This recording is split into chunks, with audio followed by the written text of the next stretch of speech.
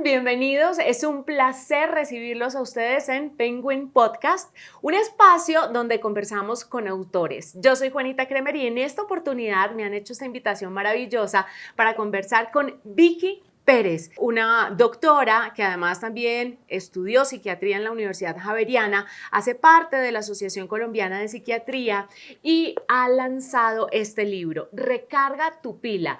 Uno de los malestares o de las quejas habituales de las personas de hoy, de todo el mundo. A veces sorprende que también los chiquitos dicen, estoy cansado o estoy fatigado, que leyendo el libro aprendí que una cosa es cansancio y otra cosa es fatiga. De eso ya vamos a hablar. Vicky, bienvenida, qué gusto tenerte con nosotros. Muchísimas gracias, me encanta pues que podamos estar aquí, que podamos conversar de este tema del cansancio que fue el que motivó mi libro de Recarga tu pila. Hablemos un poquito sobre esa diferenciación. ¿Cuál es la diferencia entre cansancio y fatiga? Que a veces utilizamos la palabra indiscriminadamente, pero no entendemos muy bien ni un concepto ni el otro. Sí, definitivamente son términos que se han entrecruzado porque pues significan al final de cuentas pues que como que se nos ha descargado la pila literalmente, pero habitualmente usamos el cansancio más para referirnos a esa situación que se nos presenta como de desgaste debido a una situación reconocida durante el día y que cuando uno duerme y genera un espacio literalmente de descanso, al otro día uno está bien. Hablamos de fatiga cuando ya no tenemos claridad qué es lo que nos está desgastando, qué es lo que nos está generando esta sensación de falta de energía, de falta de capacidad y que aunque uno tenga una noche de sueño reparador, se levanta con esa sensación, que es lo que me dicen a mí los pacientes, yo duermo y me levanto como si nada, yo no descansé, yo sigo con el mismo desgaste, con el mismo afán de que no sé qué es lo que me pasa. Ahí ya estamos hablando entonces de fatiga, donde la sensación de malestar es constante y donde no se mejora con una noche de descanso. Vicky, en el libro hablas un poquito de todo lo que recoges de esos pacientes. ¿A cuántos pacientes has visto y por qué llega ese hilo conductor que tú dices, tengo que escribir un libro sobre esto? ¿De qué edades son? Bueno, yo llevo ya casi 30 años de experiencia. En los últimos años pues he estado trabajando viendo pacientes, ponle tú 50 pacientes semanales. Todos son entre los 17 y 18 años y 65, 70 años. Y fue lo que me puse a revisar en las historias clínicas pensando, bueno, yo quisiera escribir algo que sea útil, que le aporte a la gente, que ya se salga un poco pues del escenario de la consulta. Y ahí fue cuando dije, voy a buscar cuál es el término que más se repite en mis historias clínicas. Y cuando empecé a buscar, yo pensaba que el término iba a ser tristeza, o que iba a ser aburrimiento, o llanto, y pues me dio mucha sorpresa encontrar que el término más repetido era cansancio. A veces uno cree que la depresión o la tristeza se dan por otras circunstancias y de pronto el cansancio puede derivar en otro tipo de patologías, ¿podría ser? Van muy conectados. Ajá. Hay muchas situaciones que nos pueden generar cansancio. Hay situaciones médicas, que son las 20 generales que nombro en el libro, Sí. pero también a veces hay situaciones que no pensamos que puedan estar asociadas. Y justamente, pues pienso yo, es lo que genera que esta palabra aparezca en mi consulta. La depresión, la ansiedad, la sobrecarga de tareas del día, la sobrecarga de la tecnología y de las pantallas. No creemos que esas puedan ser causas de tenernos cansados. Incluso cuando nos lo dicen, todos decimos, ay no, pero qué exageración, pero no es para tanto. Pero cuando ya lo empezamos a ver y como a desmenuzar qué es lo que hay detrás de todas estas situaciones, vamos entendiendo cómo sí son causas de cansancio y son causas de esa fatiga que no encontramos cómo aliviar. El cansancio puede ser aprendido. Es que veo muchos niños chiquitos que se supone que están llenos de vida, de energía, que no tienen todas estas preocupaciones de la plata, la política, la situación actual, el desamor. Hablan mucho de cansancio, muy pequeños. ¿Se puede aprender esto del cansancio escuchándolo de los papás? Sí, definitivamente sí, porque aunque sí tenemos muchos estímulos que nos desgastan, Sí. incluso tantos estímulos visuales, auditivos, aunque uno no sea consciente de lo que está registrando, eso desgasta, también está esa parte de cómo nos hablamos y de todo lo que estamos transmitiendo. Yo escucho a jovencitos, adolescentes decir a veces, ay, yo ya me quisiera pensionar y todavía no han empezado a trabajar, y es porque escuchan seguramente a la familia, de decir, no, que qué difícil es el trabajo, que el domingo es terrible porque ya llega el lunes y toca empezar. Entonces, a veces es un discurso en el que vamos aprendiendo a repetir, incluso que se va creciendo de tal manera que hay palabras que ya no solamente son cansancio, sino que los adolescentes dicen mucho, estoy derrotado, es que no puedo más, como para ponerle más énfasis a lo que están sintiendo. Entonces, por un lado se suma, pues sí, seguramente que sí se cansan de tanto estímulo, pero por el otro lado sí están recibiendo mucho esa información del cansancio. Hoy somos una sociedad del cansancio, vivimos todo el tiempo agotados de hacer, de cumplir. Descansar hoy a veces es visto como algo negativo. Sí, como poco productivo. Me Exactamente. da culpa. Debo decir que a veces, yo soy una persona muy activa, pero además tengo un hijo y trabajo en radio y me encargo de la productora de podcast y además hago ejercicio. Y cuando tengo esos momentos muertos me siento inútil y digo yo, esto no puede ser. El cuerpo va pidiendo eso, ¿no? Sí, es muy importante y a mí me encanta hoy pues que las mujeres somos activas y hacemos tantas cosas y yo lo alabo y me uno y lo hago igual, pero no podemos dejar de lado los espacios de recuperarnos, de bienestar. Todos cuando tenemos el celular cargamos un conector cerquitica siempre porque que no nos vamos a quedar sin la pila del celular. Ajá. Algo así tenemos que pensar con nosotros mismos. También tenemos que generar espacios que tengan que ver con nuestro bienestar y que no nos sintamos culpables de dejar en la agenda. Yo todavía uso agenda de papel justamente para poder tener como todo más claro y más organizado en mi cabeza, y dejo espacios donde está agendado el descanso, porque si no también se me pasa y se me olvida, porque a veces ni siquiera leemos nuestras sensaciones físicas, nuestras señales del cuerpo de deberías descansar, ya es hora de dormir, ve a almorzar. Entonces, si a veces se nos pasan, también es bueno tenerlo como parte de nuestra vida agendado y no como perder el tiempo, no como falta de productividad, no como que oso que voy a estar descansando. Si la oficina cierra a las 6, a veces pensamos que salir a las 6 es grave, Sí. deberíamos quedarnos siquiera una hora, hora y media más para poder mostrar que tenemos un compromiso. Para no ser el turnero del trabajo, Exactamente. sí, que se va temprano. Entonces, sí tenemos que replantearnos y yo pienso que trabajar es algo maravilloso, es algo que nos da vitalidad, que nos da utilidad, que aportamos a otros, pero que tiene que tener también un espacio delimitado en nuestra vida y no que todo se vuelva cumplir y trabajar. Yo siempre hablo de la ley como de los 3 8, y son 8 horas para dormir, 8 horas para trabajar y las otras 8 horas son de la vida, donde estamos y no todo se nos va en lo de disfrute, ahí se nos va en cocinar, en transportarnos, en ir a la cita médica, pero también necesitamos esas 8 horas para nuestro descanso, para compartir con otros, para practicar deporte, para conversar, que también es una de las actividades más maravillosas que podemos tener como parte de recargar la pila. Y hablando del descanso, no necesariamente el descanso implica pegarse 2 o 3 horas al celular porque consideramos que nos distrae, que nos dispersa, que es entretenimiento. Todos estos contenidos que vemos en redes sociales agotan mentalmente y el agotamiento mental puede tener una repercusión física, yéndome de atrás para adelante, porque esta va a ser de la mitad para allá los que tengan el libro. Definitivamente sí. Cuando pensamos en descansar, casi siempre pensamos en dos cosas: irnos a la cama y a dormir a la hora que sea, o estar con la televisión, las series o el celular revisando redes y revisando información. Claramente esto entretiene y nos hace pasar un poco el rato y puede ser agradable y hasta nos puede educar en muchos sentidos. Pero cuando se nos va la mano en este tipo de actividades, son demasiados estímulos que van a terminar ya no solamente haciendo ese cansancio mental del foco que estoy teniendo ahí, sino que también se está comiendo la energía del cuerpo, porque lo que estamos pensando y procesando en ese momento de recibir esa información se va a traducir en todo nuestro ser. ¿Qué pasa con las redes? Nuestro cerebro instintivamente le gusta comparar. Habitualmente muchas de las cosas las aprendemos por comparación. Yo digo, esto es mesa porque es sobre lo que ponemos cosas, esto es silla porque es para sentarnos, que si tiene 4 patas, y con eso vamos haciendo comparaciones para traducir estas señales, estos símbolos y tener una información. Entonces, en automático nosotros entramos a comparar.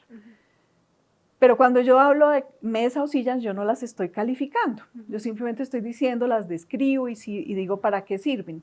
Lastimosamente, cuando entramos a tanta información de las redes y de todo lo que nos llega, el cerebro entra en la comparación y en la descalificación. Porque cuando nos comparamos habitualmente en este tipo de actividad, no nos comparamos para decir, ve lo bien que estoy, mira cómo logro cosas, mira cómo me arreglé hoy de bien. No, entramos y buscamos referentes donde empezamos a decir, esta persona pasea rico, se ve feliz. Tiene un esposo divino, tiene unos Tal hijos cual. perfectos y entra uno en ese desasosiego de por qué yo no. Esa es la comparación que empieza desde lo mental y se va a traducir a lo físico, porque en la medida en que yo empiezo a ver cómo el otro tiene ese mundo maravilloso y yo me empiezo a sentir cada vez más pequeño, inconscientemente mi cuerpo se va volviendo pequeño, empiezo a hacer contracción de los músculos. Entonces contrae uno los maceteros y ese es el bruxismo del que hoy prácticamente todos sufrimos. Y no es que uno quiera contraerlo, cuando uno se da cuenta lo está contrayendo. Y de la misma manera hace uno una contracción de todos los músculos en esa sensación de esta persona sí tiene esa vida que yo anhelo, yo no, y estoy por debajo, no lo logro, estoy frustrado, no soy tan capaz. Todo eso me genera todos estos cambios, eso hablando de los músculos, pero también a nivel del estómago va a haber cambios, a nivel del sistema cardiovascular, todo nuestro cuerpo empieza a interpretar como peligro. Peligro de que yo no lo logro, porque se peligro de que no generan estoy bien. unas hormonas, liberamos Exactamente. unas hormonas que nos da como esa sensación de peligro y de que tenemos que preservarnos. Tal cual. Desde la amígdala del cerebro, en el lóbulo temporal, se registran las situaciones de peligro. En este caso, el no tengo, no lo logro, y esa sensación de peligro lleva a que se produzca cortisol y a que se produzca adrenalina. Y eso es lo que hace que todos estos cambios fisiológicos nos pongan en modo como estaría en lucha o de huida, como estaría cualquier mamífero frente a una situación de peligro, que esto es muy instintivo. Ya no es el cerebro pensante, evaluador, sino ese cerebro límbico que son las emociones que siente y al sentir peligro lo va a traducir en todo el cuerpo y de ahí se va a dar el cansancio. Por eso es que a veces la gente dice, no, pero si yo la paso tan rico ahí en ese scroll infinito, en ese estar pasando información, ¿por qué me van a decir que eso me genera cansancio y dolor de espalda y dolor en los hombros? Porque vamos generando toda esa cantidad de cambios, las contracciones y la sensación de peligro. Vicky, si esto pasa en el cerebro de los adultos, que ya supuestamente está maduro y que a pesar de que estemos muy maduros y todo lo que quieran, a veces no podemos evitar caer en las comparaciones y en este tipo de cosas que nos estás contando que le pasan al cuerpo. ¿Qué pasa cuando vemos a niños de 2 años a los que los papás les ponen una pantalla enfrente para que puedan comer? ¿Qué pasa con esos cerebros tan inmaduros? ¿Qué repercusión tiene en su cuerpo y en su psiquis? Mira, es gravísimo porque estamos entrenando al cerebro a que todo el tiempo para calmarse, para comer, para poner atención, tiene que recibir una cantidad de estímulos. Claro, un iPad, una pantalla, un celular, inmediatamente va a dar estímulos y claro que son gratos. Y a un niño, claro que lo deja quieto y lo entretiene. A veces pienso yo, años atrás uno veía en los aeropuertos, que es un sitio donde los niños empiezan a estar cansados, la temperatura, la espera. Los papás se las ingeniaban cómo entretener a los niños y cargaban Juguetes, colores, crayolas. libros, algún juguete, hacían juegos y les cantaban cosas y se ponían a repetir palabras o a señalar cosas para que aprendieran. Claro, esto desgasta. Ya es muy fácil porque si le pasamos el celular, nos ahorramos todo eso, el niño ya no molesta. Sin embargo, primero estamos perdiendo un foco de conexión maravilloso. El juego es aprendizaje y nos perdemos esa opción de aprendizaje, nos perdemos esa conexión con los niños. Y los niños están recibiendo esta cantidad de estímulos que lo que hace es que el cerebro cada vez quede como con la boca abierta de quiero más, necesito más. Se crea un hambre de estos estímulos que después, cuando ya están más grandes y van a estudiar, es, ay, pero es que yo no puedo estudiar y concentrarme si todo está tan quieto. Entonces prenden la tele, ponen la música, tienen un videojuego, porque necesitan todos estos estímulos porque la quietud no les permite concentrarse. Y hay algo tan doble rasero me parece a mí en la sociedad hoy en día es que tenemos, obviamente, las empresas de tecnología tienen una cuota muy importante de responsabilidad en la elaboración de sus algoritmos, en el ingreso de los menores a ser parte de estas comunidades sociales, pero cuando todo esto, cuando todo lo que usted nos está diciendo pasa, le delegamos toda la responsabilidad a la tecnología es la mala, esto pasa porque las redes sociales, pero nadie se ha puesto a pensar que en una primera instancia es el padre de familia que decide darle a un niño un celular a la hora de comer. Es como darle a un niño de 2 años unas llaves de un carro para que salga a manejar.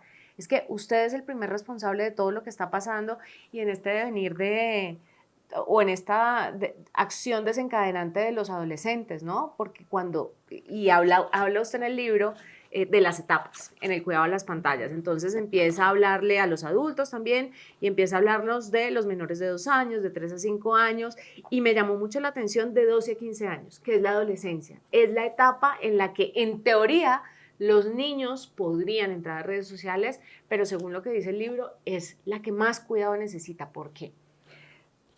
En esta etapa el cerebro está conectándose de mil maneras y el ser está cambiando, está evolucionando a dejar de ser niño, a traer a esta etapa que confunde un poco, que trae cambios físicos, cambios hormonales, cambios en la capacidad del pensamiento, de cómo se capta la vida.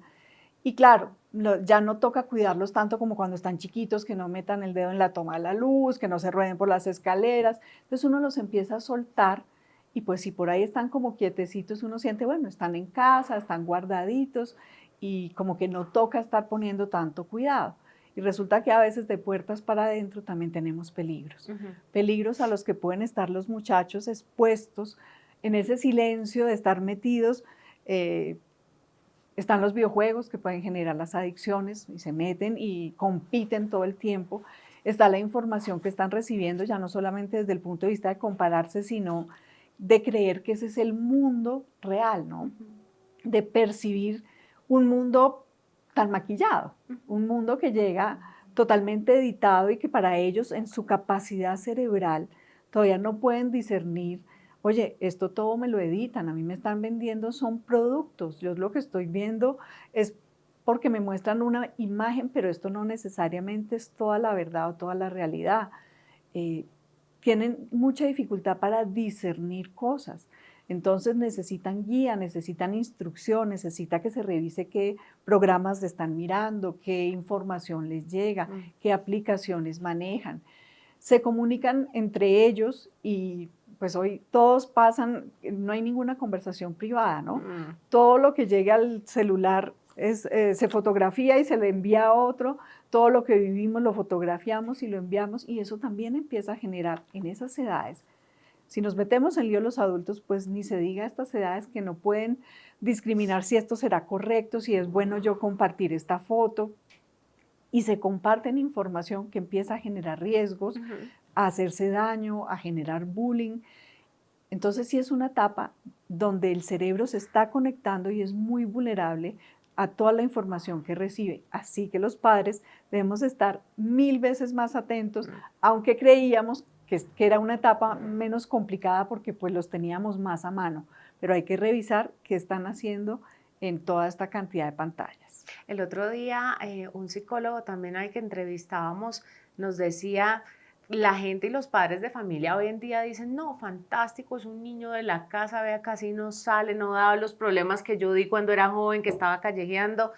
Claro, pero es que están metidos, inmersos en un mundo digital y ahí los peligros pueden ser mucho mayores porque es que además los papás, como están confiados de que están en la casa, no saben en qué otras cosas se están metiendo. Hay unas recomendaciones excelentes para todos ustedes para que las revisen en el libro sobre cómo manejar el tiempo en pantalla, pero no solamente en niños, sino también en adultos, porque no podemos dar un ejemplo inapropiado, exigirles a los niños unas cosas mientras que nosotros estamos haciendo absolutamente lo contrario. Si esta es la sociedad del cansancio, podríamos decir que también la sociedad del insomnio, porque tanta gente no está durmiendo y porque eso obviamente deriva en un cansancio mayor. Sí, se vuelve un círculo vicioso. Sí. En la medida en que no dormimos bien, vamos a estar más cansados, pero el cansancio también nos lleva a insomnio. El insomnio tiene muchas causas. Tiene causas en este sobrepensar, que nos vamos a la cama y entonces así como nos da como pena descansar, es como no, todavía tengo esto pendiente, muestra que no se me olvide lo otro. Nos vamos con la lista de pendientes que no nos deja dormir. Pero Vicky, ¿por qué? ¿Por qué hoy sí, antes no? ¿O eso ha sido de toda la vida? Siempre ha estado, pero Ajá. como que trabajar tenía un espacio más delimitado. Okay. Como que no se favorecía tanto el tenemos que producir y trabajar infinitamente. Del trabajo no nos tenían tan a la mano como También. hoy, por correos, llamadas, Exactamente. chats. Uno cerraba la puerta a la oficina y hasta el día Chao. siguiente uno no sabía de su trabajo. Y nadie tenía el teléfono de la casa de uno porque eso era demasiado privado. Ajá. Entonces, después de salir de la oficina, nadie te encontraba. Entonces, hoy te encuentran, te llega el correo, te llega el WhatsApp, etcétera, etcétera. Tú te quedas con todo eso, con la sensación de que igual siempre falta porque tenemos que rendir más. En los trabajos también a veces esperan que tú hagas en 8 horas lo que deberías hacer en 16. Entonces, pues claramente no terminas y te vas con los pendientes. Ese es uno de los factores. Otro factor tiene que ver con lo que hablábamos también de las pantallas. Las pantallas emiten una luz que va a alterar la melatonina. La melatonina es la hormona que va a llevar a que el cerebro diga ya es hora de dormir. Ella, digamos que prende por la noche para decir hora de dormir, se apaga de día para decir listo, ya podemos estar activos y despiertos. Cuando estamos recibiendo tanta luz, pues esa melatonina se confunde, esa melatonina ya no sabe si es de día, si es de noche, y sigue ahí como funcionando, manteniendo la información de es de día porque hay luz. Entonces nos cuesta más trabajo conciliar el sueño. También a veces en los temas de las bebidas que tenemos, exceso de café, de té, de energizantes, de alcohol, la falta de ejercicio, la falta de movimiento, la falta de sol. El sol es un regulador maravilloso.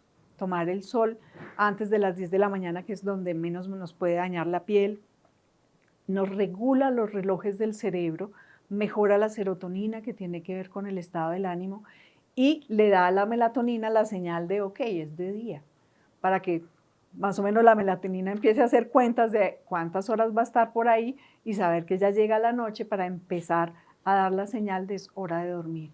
Entonces tomar el sol es una de las actividades más importantes y ahora vivimos tan encerrados. Sí.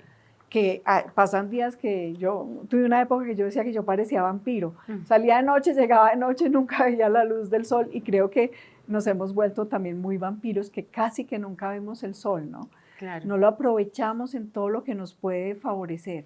Entonces vamos juntando toda esta cantidad de situaciones, malos hábitos también que nos llevan a no dormir bien, porque pretendemos alargar horas, ¿no? Entonces, no, ¿cómo me voy a dormir a las 10 de la noche? Entonces uno espantando el sueño porque tengo que leer, porque me falta otra cosa, quiero hacer mis cosas en ese tiempo que ya es más quieto, que es más de silencio, pero entonces corremos las horas. Pero igual al día siguiente también toca levantarse, entonces dormimos menos. Y luego el fin de semana decimos, bueno, ahora sí me voy a desquitar. Entonces voy a dormir hasta tarde y es rico, claro, y pues algo ayuda, sin embargo, desnivela los relojes del cerebro. Leía por ahí que el tiempo que en una de estas guías de Headspace, que son muy chéveres, una aplicación para meditar, que el tiempo que no descansamos nunca se recupera. Usted puede dormir todo el sábado, pero el tiempo que no durmió entre semana, el sábado no se lo está compensando. Sí, que creemos que me levanto tardísimo. Ajá. Y sí, pues es delicioso esa levantada tarde, pero estamos descuadrando al cerebro. Empezando el libro, hay 20 enfermedades, ¿no? Condiciones médicas que pueden llevar al cansancio. Muy interesantes, unas que uno dice, de verdad, si yo tengo esto, puedo sufrir de cansancio, pero hay una que a mí me atrapó y es la enfermedad intestinal, sobre todo por esta parte donde dice, hoy sabemos que existen comunicaciones bidireccionales entre el cerebro y el aparato gastrointestinal. O sea que ese cuento que dicen que la mente enferma el cuerpo, no es tan hippie como todo el mundo cree, porque la gente, mucha gente, piensa que su salud mental nada tiene que ver con la física, pero están directamente relacionadas. Todo está conectado. Ajá. Digamos que a veces como que nos cuesta ubicar que la mente pues está relacionada con el cerebro está en nuestra cabeza y nuestra cabeza hace parte fundamental de nosotros. Sí. Entonces somos un solo ser. Esta conexión cerebro-intestino, pues que es algo que hemos ido como validando mucho últimamente, es impresionante. Lo vivimos cuando uno siente mariposas, pero también cuando uno tiene miedo y como que siente algo en el estómago y le da diarrea o le da estreñimiento, cómo emociones empiezan a sentirse en la parte gastrointestinal y viceversa. Cuando hay estos procesos inflamatorios intestinales de enfermedades crónicas, cómo también se asocian con cambios emocionales, también cansancio y tristeza o depresión. O sea, van dos vías. Cada cosa está conectada y un área que empiece a funcionar inadecuadamente, por eso hablamos de sistemas, porque todo al estar conectado, si un área no funciona bien, de todas maneras va a tener eco en las otras áreas. ¿Cuáles serían, para finalizar, las 4 recomendaciones? Bueno, primero que todo, les recomiendo que se compren el libro porque van a poder leer sobre todas las condiciones, cómo eso repercute en el cansancio, cómo repercute en su forma de llevar el día a día, pero además qué acciones puede tomar, que es lo más importante. No nos quedamos solamente ahí en el problema, sino vea, esto se puede solucionar así, así, y se diagnostica de esta manera o de esta otra. Está también el tema, los temas emocionales, el tema de las pantallas, las recomendaciones al final del libro, pero en 3 puntos, ¿cuáles serían las recomendaciones de Vicky Pérez para recargar la pila de las personas que nos están viendo en este podcast? Bueno, hay muchos en el libro, pero vamos Yo a dar sé, hay 3 muchos. así bien claros Poderosos. y bien poderosos. El primero es saber que tenemos que mantener, así como el cable del celular, también claridad de cómo nos vamos a recargar nosotros, identificar a cada uno de nosotros que nos recarga. A unos les gusta leer, a otros la música, y tener de pronto eso a mano, esa actividad como para la recarga rápida, que la idea es que sí dediquemos 8 horas de la vida a vivir, pero como a veces necesitamos esa recarga de afán, identificar para nosotros qué nos permite esa recarga de afán. Y habitualmente va muy alrededor de esas actividades o manuales, o la lectura, o la escritura, o la música. Entonces, mantener alguna de estas a mano. Definitivamente, el descanso activo es como la gran clave. No es tanto acostarse y quedarse viendo pantallas, sino encontrar cómo en movimiento podamos recargar la pila. Y lo que hablábamos de tomar el sol es fundamental para regular los relojes de nuestro cerebro. Es muy importante buscar que esos relojes estén funcionando adecuadamente. En este descanso activo estaría toda la parte que recomiendas acá de tai chi, yoga, Exacto. pintura, bordado, que ahora es una tendencia entre los jóvenes, Sí. el bordado. Todo esto ayuda al cerebro a descansar. Exactamente. Esto nos ayuda a descansar porque estamos teniendo un tiempo para nosotros, estamos haciendo algo de disfrute, porque es que algo que es muy importante es la posibilidad de disfrutar lo que hacemos. También hay situaciones en que hay que disfrutar el no hacer nada, ¿no? Cuando le queda a uno ese espacio de, bueno, tengo esta media hora, bueno, también disfrutarla de uno con uno. Pero cuando estamos hablando de descanso, es muy importante la acción que me permita sentirme en conexión conmigo, en conexión con mi capacidad de disfrute, y si logro conexión con el entorno o con otras personas o con la naturaleza en general, todo esto también me va a ayudar mucho. O sea que descansar no necesariamente implica que usted se tenga que acostar en la cama y mirar para el techo o ver una serie.